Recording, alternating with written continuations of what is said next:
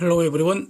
Welcome back to STS, 사이언스, 테크놀로지, 이코노미, 스트래티지 등을 고민하는 곳입니다. 최근에 하이닉스, 마이크론, 삼성전자 등 메모리 반도체 재고 문제가 이게 발등에서 시작된 그 불이 점점 더 거세게 타오르는 그런 상황으로 보이는데요. 과연 이 재고 문제가 얘네들 뿐이겠나 싶어서요. 코스피에서 시총 상위주, 한국 대표 기업, 글로벌 대표 선수들인데 LG엔솔, 삼성 SDI, SK이노베이션, LG화학, SK케미컬, S오일, 삼성전기, LG생건, 삼성 SDS, LG이노텍 장부를 한번 뒤적거려 봤습니다. 샘플 선정은 무작위로 했고요. 결과는 참혹한 것 같습니다. 제가 그린 그림 참고하시면서 각자 투자하시는 기업들 재고 문제 직접 한번 체크해 보시기를 권고를 드립니다. 그림 감상해 보겠습니다. 2014년부터 23년 1분기 실적 발표한 거는 그거까지 다 반영한 건데 특히 최근 2, 3년간 재고가 우상향 곡선입니다. 즉 재고가 산처럼 쌓이고 있다 이런 뜻입니다. 정도의 차이가 있을 뿐 결론과 방향은 같습니다. 만들어 놓은 것 안 팔리고 쌓이고 있는데 지금도 계속 만들고 있다 이런 겁니다. 압도적으로 심각한 것이 하이닉스입니다. 2014년 매출 17조, 재고 1.5조였는데 2022년은 매출 44조에 대략 2.6배 늘었는데 재고는 15.7조로 10배 이상 늘었고요. 생산을 감축한다고 했는데도 23년 1분기에 17.2조 원으로 더 늘었습니다. 그러니까 저 생산 감축은 쇼였는지 생산 감축하는 것보다도 지금 더 빠른 속도로 안 팔린다는 뜻인지 그렇습니다. 그래서 조금만 지나면은 연간 매출액의 절반가량이 지금 재고로 쌓일 그런 상황입니다. 심각하죠? 그래서 다른 기업들 재고가 워낙 지금 눈부시게 늘어나고 있어서 그 그림 보면은 SK케미컬이 가장 낮은 모습인데 근데 이것도 숫자를 보면은 구체적으로 숫자를 보면은 만만치 않다는 겁니다. 이 기업의 최근 5년간 연간 평균 매출 1.6조 원이 안 됩니다. 그래서 이 평균에서 상하로 등락할 뿐입니다. 다시 말하면 매출이 추세적으로 늘어나는 거 아니라는 그런 겁니다.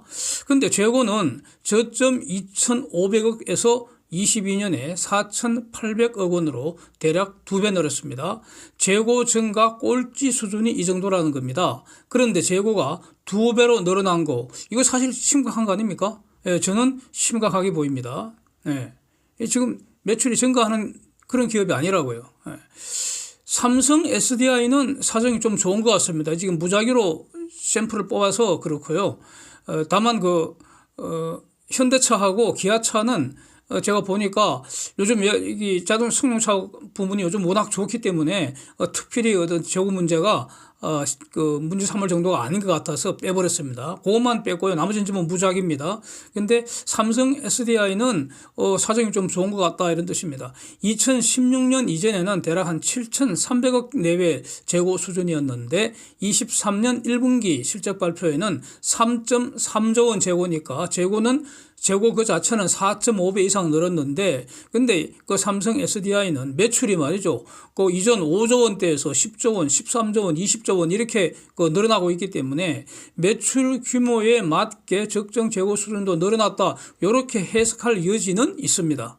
그래도 저 안심해도 되겠습니까? 일단 재고 그 수준 자체가 저렇게 늘었는데 그렇잖아요. 그러니까 지금 리튬 이온 배터리 아닙니까 저거?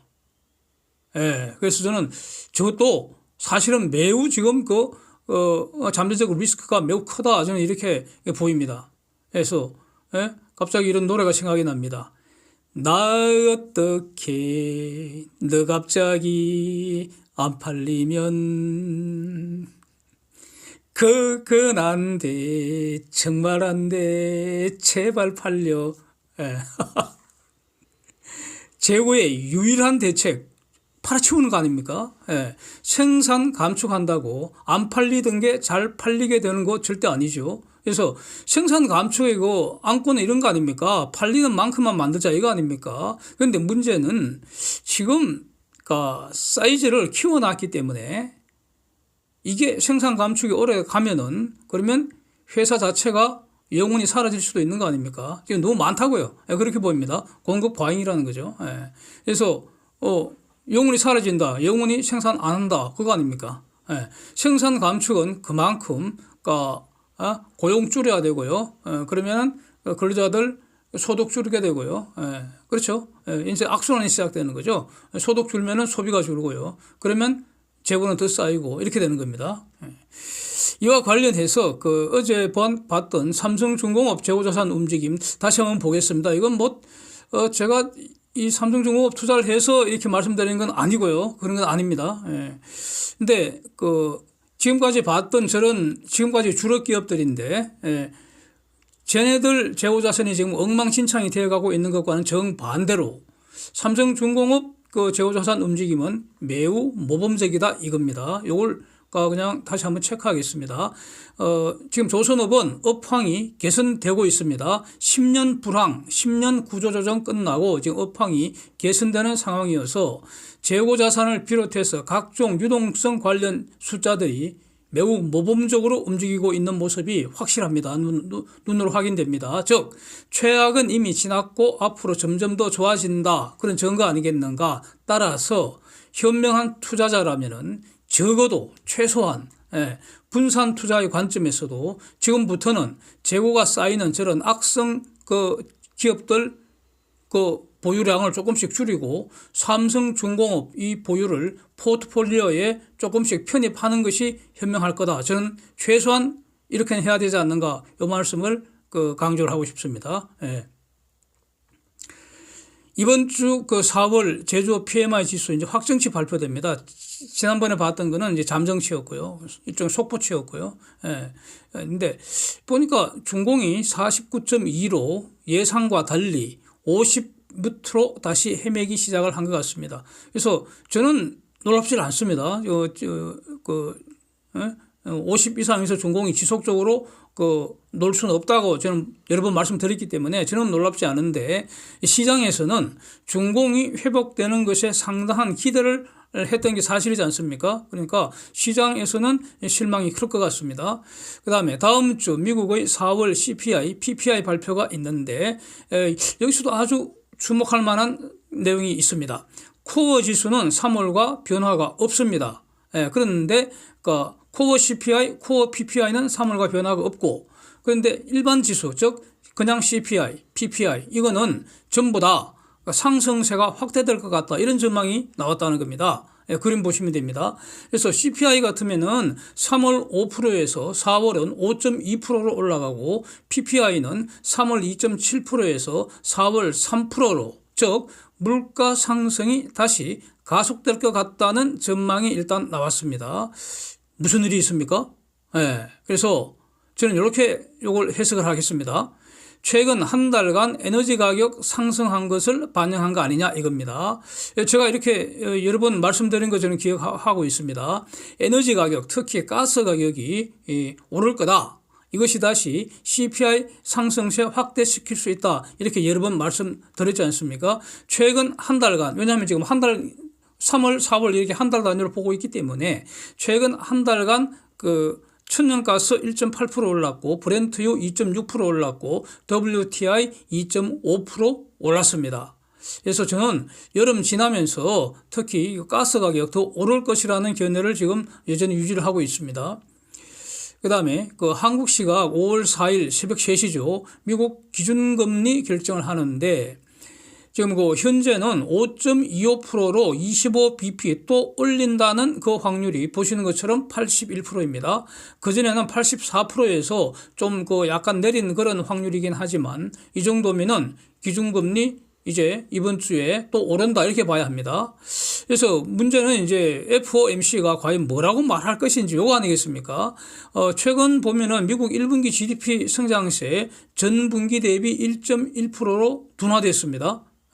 그래서 고용시장도 최근에는 좀 식는 것 같습니다.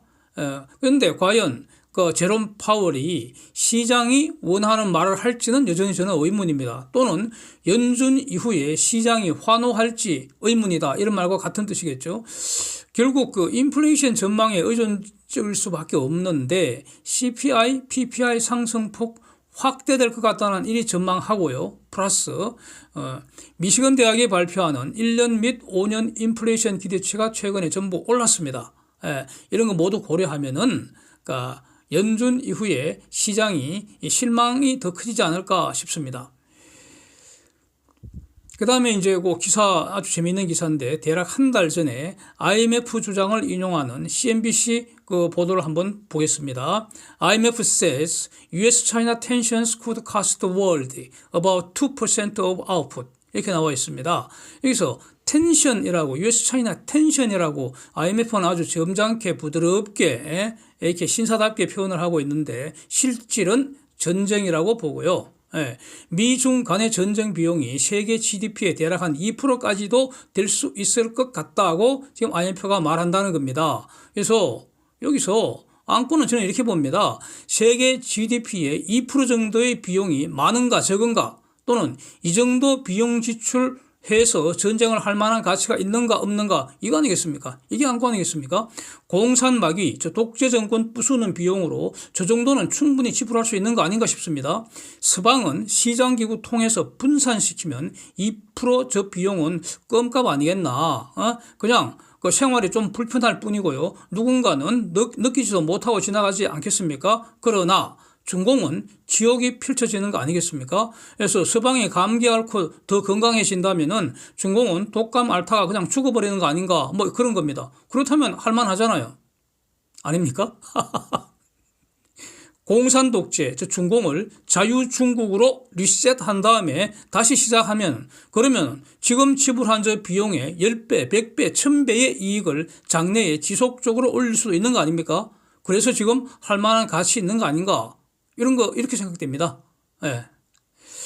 그래서 이제 그 전체적으로 보면 이제 요컨대 말이죠. 인플레이션 고금리 상황 단기에 해결 안 된다. 이건 지속된다. 그러니까 유효 수요 감퇴는 지속된다. 그러니까 경기 후퇴 상황은 지속될 거다. 그런데 침체가 될지는 미국 경제가 침체가 될지 이건 저는 의문이다. 이런 견해는 여전하고요. 그 다음에 또 이제 그 중공하고 러시아를 본다면은 이 체제가 달라지지 않는 한, 즉 중공과 러시아가 달리 생각하고 달리 행동하지 않는 한 러시아와 중공을 대상으로 하는 경제 전쟁은 최소 수년간 지속될 가능성을 열어둬야 되지 않겠나 싶고요. 그러면 그게 다 끝나고 나면 어떻게 되느냐? 그러면 지금도 가속되고 있는 그 인구 감소, 그에 의한 세계적 저성장 시대에 그걸 눈앞에서 목도하게 되는 거 아닌가. 뭐 저는 이런 입장입니다. 기본적으로. 이런 걸 가지고 있습니다. 이것이 이제 장기적이고 구조적이고 기본적인 어떤 거 앞으로 세계적 추세가 될 것 같고요. 그런데 이제 단기적으로 본다면은 시나리오에 따라서는 그 단기 변동성은 엄청 커질 수도 있을 것 같습니다. 가령 이런 거죠. 어느 날 갑자기 푸딩이 사라져 버리면 유크레인 재건 특수가 본물처럼 터져 나와서 수요에 목말라 있는 세계 경제의 구원 투수가 될 수도 있지 않겠습니까? Thanks for watching. See you next time.